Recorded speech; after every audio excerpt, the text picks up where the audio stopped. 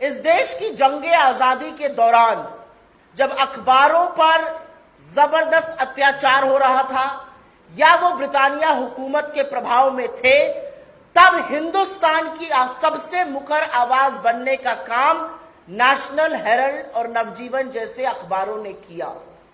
National Herald और नवजीवन अखबारों को चलाने की प्रेरणा महात्मा गांधी, रफी अहमद किदवई, पुरुषोत्तम दास टंडन, सरदार पटेल जैसे लोगों से मिली और पंडित नेहरू ने एसोसिएटेड जर्नल्स लिमिटेड नामक एक कंपनी की स्थापना की 1937 में, जो नवजीवन और नेशनल हेरल्ड और कौमी आवाज जैसे अखबार छापता था। असलियत यह है कि ब्रिटिश हुकूमत भी नेशनल हेरल्ड से उतना ही चिढ़ती थी जितना मोदी जी चिढ़ते हैं। 1942 को नेशनल हेरल्ड को बैन करने का काम इन्होंने किया था और 1945 तक नेशनल हेरल्ड बैन रहा था। अब बात करते हैं एजेएल पर संकट कैसे आया। एसोसिएटेड जर्नल्स लिमिटेड, जिसकी स्थापना आजादी के महानायकों ने की थी, क्योंकि ये एक नॉट फॉर प्रॉफिट पेपर था और ब्रिटिश हुकूमत से लड़ रहा था, जाहिर है ये फाइनेंशियल क्राइसिस से गुजरा। इसके ऊपर लगातार डेट बर्डन, जिसको कि कर्जा कहते हैं, वो बढ़ता गया और एक वक्त ऐसा आया कि नेशनल हेरल्ड का छपना टेम्परेरी बंद हो गया। नेशनल हेरल्ड कर्ज में डूबा और तब कांग्रेस पार्टी ने, और यह बात ध्यान से सुनिएगा क्योंकि यहां पर झूठ नंबर 1 बोला जाता है, तब कांग्रेस पार्टी ने नेशनल हेरल्ड की कंपनी एसोसिएटेड जर्नल्स लिमिटेड को 90 करोड़ का लोन दिया। यह लोन एक साथ नहीं दिया गया, यह लोन 100 बैंक ट्रांजैक्शन और चेक के माध्यम से दिया गया। इसका सारा ब्यौरा, इसका स्टेटमेंट हमारे जो पार्टी का स्टेटमेंट है उसमें है, जो पीपल्स ऑफ रिप्रेजेंटेशन एक्ट के अंतर्गत हम हर साल ईसी को देते हैं। यह लोन 90 करोड़ का था, 100 बैंक ट्रांजैक्शंस और चेक के माध्यम से दिया गया। लेकिन क्योंकि एजेएल पर बहुत ज्यादा कर्ज था, और इस लोन का क्या उपयोग हुआ, इस लोन से एजेएल के जो कर्मचारी थे उनको वीआरएस का पैसा, उनका प्रोविडेंट फंड, उनकी ग्रेच्युटी, उनकी रुकी हुई सैलरी, इलेक्ट्रिसिटी बिल इत्यादि पे किए गए। लेकिन कोई भी कंपनी, और आप में से जो थोड़ा बहुत आर्थिक जगत से संबंध रखते हैं, कोई भी कंपनी अगर कर्ज के तले दबी हुई है तो वो नहीं चल सकती है। लेकिन उसको बोलने से पहले मैं आपको पहला झूठ बता देती हूं। पहला झूठ ये बोलते हैं कांग्रेस पार्टी पैसा कैसे दे सकती है। ये मामला 2012 में पूरी इलेक्शन कमीशन की बेंच के पास गया और पूरी इलेक्शन कमीशन की बेंच ने रूल किया कि कांग्रेस पार्टी ये लोन दे सकती है, इसमें किसी नियम और कानून का उल्लंघन नहीं हुआ है।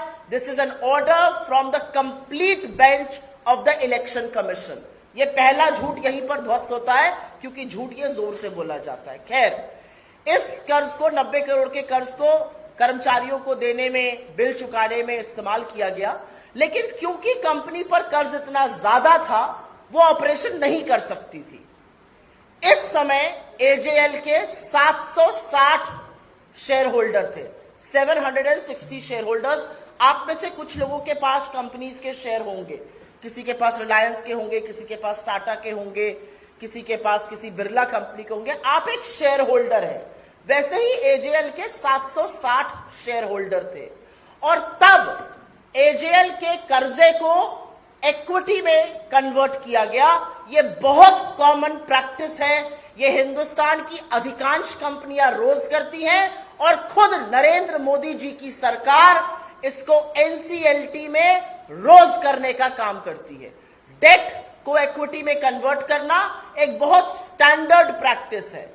जब आप डेट को इक्विटी में कन्वर्ट करते हैं तो उसी इक्विटी को आप दूसरी कंपनी में ट्रांसफर करते हैं जो बीमार कंपनियों को चलाती हैं, और ऐसा हमने भी किया। हमने डेट को इक्विटी में कन्वर्ट किया और यंग इंडियन नाम के एक कंपनी बनी 2010 में, और ये सारी इक्विटी उसमें ट्रांसफर हुई जो डेट कन्वर्जन हुआ था।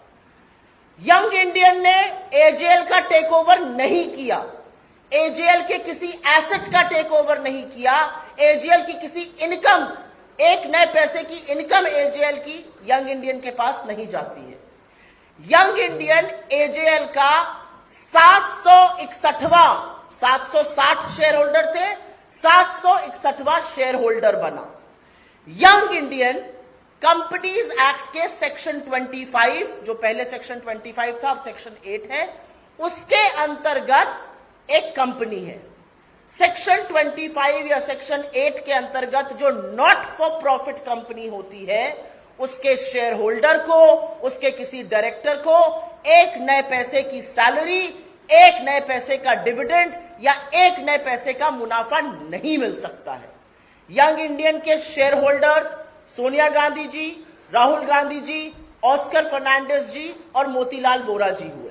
और वो इसलिए हुए क्योंकि उस समय सोनिया जी पार्टी की अध्यक्ष थी, राहुल जी महासचिव थे, ऑस्कर फर्नांडिस संगठन महासचिव थे और मोतीलाल वोरा जी तब कोषाध्यक्ष मतलब ट्रेजरर थे।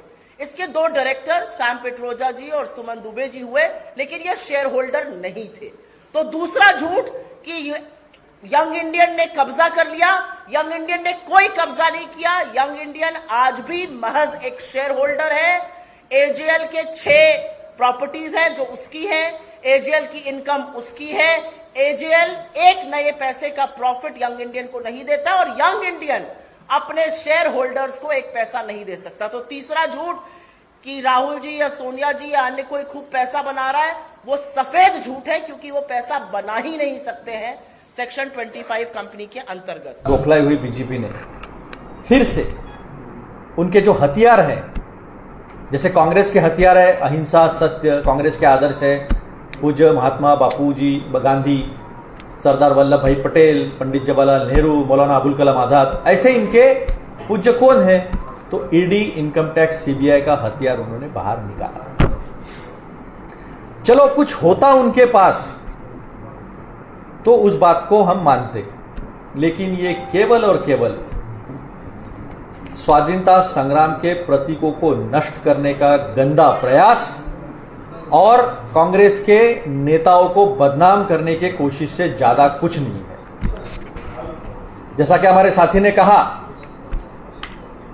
एसोसिएट जर्नल लिमिटेड जो है, ये कंपनी 1937 में 4 कांग्रेस के बड़े नेताओं ने इकट्ठा आकर इस देश की आम जनता की, आवाम की आवाज बुलंद करने के लिए और स्वाधीनता संग्राम को और तेज करने के लिए खोला था। और तब 3 अखबार निकलते थे, इंग्लिश में द हेराल्ड, हिंदी में नवजीवन और उर्दू में कौमी एकता। इसके पुरोधा कौन थे? पुरुषोत्तम दास जी टंडन थे, पंडित जवाहरलाल नेहरू जी थे, रफी अहमद किडवई जी थे। ऐसे बड़े बड़े लोग जिन्होंने आजादी में अपना सब कुछ लुटा दिया। और एक बात और बता दूं मैं, ये वही गांधी परिवार, नेहरू परिवार है जिन्होंने उस वक्त 200 करोड़ की संपत्ति, जिसकी आज वैल्यूएशन 50,000 करोड़ से भी ज्यादा आता है, देश को दान कर दी थी, देश को दे दी थी। ऐसे समर्पण वाले परिवार को और पार्टी को बदनाम करने का ये एकमात्र प्रयास है और कुछ नहीं। एजेएल के खिलाफ अंग्रेजों को भी गुस्सा था और एजेएल के खिलाफ यानी नेशनल हेराल्ड, नवजीवन, द कौमी एकता, इसके खिलाफ बीजेपी को भी गुस्सा है और वो स्पष्ट तरीके से देखता है। अब ये एजेएल मसला क्या है? एजेएल के तहत 3 अखबार जिस तरह से चलते थे, अंग्रेजी, हिंदी और उर्दू माध्यम के, उनके ऊपर 1942 में जब बापू ने सबको आह्वान किया था करो या मरो, उस करो या मरो के आह्वान के वक्त इनके ऊपर बैन अंग्रेजों ने लगाया था, जो कि 45 तक चला। देश का संविधान, जिसका अनुच्छेद 51A(b) ये कहता है कि स्वाधीनता संग्राम के जितने भी प्रतीक है उसे संजोया जाए, उसे प्रोटेक्ट किया जाए और धरोहर के तहत उसको मानना चाहिए। लेकिन इनका तो गुस्सा संविधान से भी है, देश के तिरंगा से भी है, स्वाधीनता संग्राम के नेताओं से भी है, चाहे वो सरदार वल्लभ भाई पटेल हो, सुभाष चंद्र बोस हो, अबुल कलाम आजाद हो, महात्मा गांधी हो और पंडित जवाहरलाल नेहरू जी से तो इन्हें आज भी डर लगता है। जो नेहरू जी की विरासत था, उनका घर था, जहां बैठकर आजादी की लड़ाई के लिए आप किस तरीके से रणनीतियां बनाएंगे वो तय हुआ करता था। तो ये हमारी विरासत है। कांग्रेस की विरासत है त्याग, बलिदान, जेलों में रहना। ये कांग्रेस की विरासत है और उसी विरासत का एक हिस्सा है नेशनल हेराल्ड, जो अखबार नेहरू जी ने उस समय निकाला था। ये अखबार, आप ये समझिए कि अंग्रेज भी इस अखबार से काबा करते थे। एक मुखर आवाज था अंग्रेजों के खिलाफ, जहां आजादी की लड़ाई में अंग्रेजों के खिलाफ खुलकर जिस अखबार में लिखा जाता था, वो है नेशनल हेराल्ड, जिसके पीछे भारतीय जनता पार्टी आज पड़ गई है, जिसको मिटाने के लिए भारतीय जनता पार्टी हर पुरजोर प्रयास कर रही है। इसलिए अब ईडी सीबीआई का खेल रचाया है, लोकतंत्र को फिर से डराया है। जो न झुके, न बिके, न डरे, उसे ही अब गुनहगार बताया। ये भारतीय जनता पार्टी आज लगातार कर रही है। नेशनल हेराल्ड केस एक पॉलिटिकल वेंडेटा है, एक पॉलिटिकल वेंडेटा का जिंदा सबूत। ये केस ना कानूनी बल पर टिकता है और ना मॉरल ग्राउंड्स पर टिकता है। सिर्फ और सिर्फ कांग्रेस के नेतृत्व को, हमारे नेता राहुल गांधी जी को, हमारी संरक्षक सोनिया गांधी जी को, उनकी छवि को बदनाम करने के लिए ये नेशनल हेराल्ड का एक जाल इन्होंने बुना है। ये नया तरीका है, देखिए, आपका ध्यान भटकाने के लिए, ताकि आप जनता न महंगाई पर बात करे, न बेरोजगारी पर बात करे, न लोकतंत्र पर बात करे, न महिला सुरक्षा पर बात करे, न किसान पर बात करे।